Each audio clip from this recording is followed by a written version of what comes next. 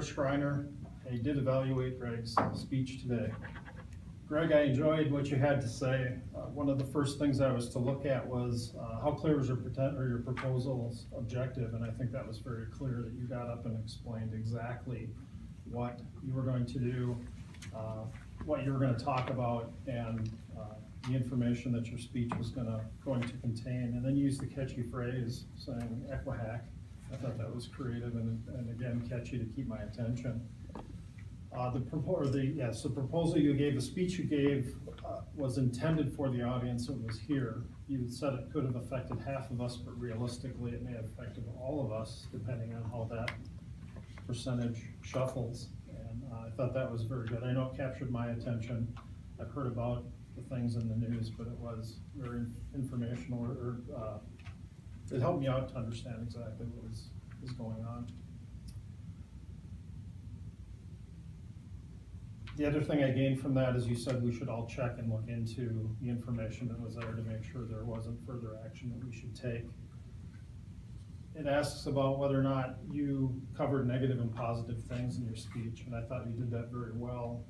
It's probably easier to come up with negative things of this kind of topic, and you did come up with, you talked about what would have been hacked and why it was bad, the items that were stolen and how long they had access, rather than hours. That you had mentioned it was months. What could happen because of that? You talked about new lines of credit opening or unknown effects, and some of the other items that I didn't consider, which would be maybe some kind of cyber crime in my name or doing other things that I would never consider. So it was good. It helped a lot.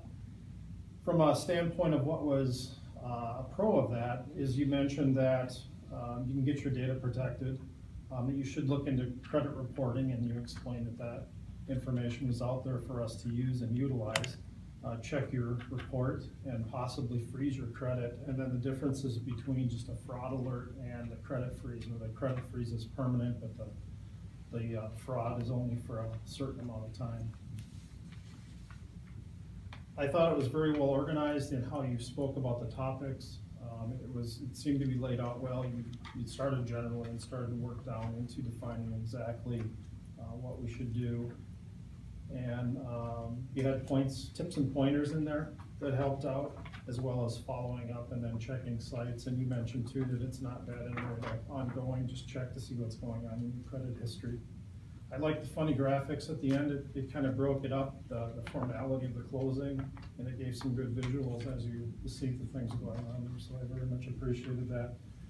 And then I was supposed to look for something you could do different, so I wrote down handout information and contacts. As you said, well, I have this sheet of paper, so I crossed that out, and I mentioned that you had covered that.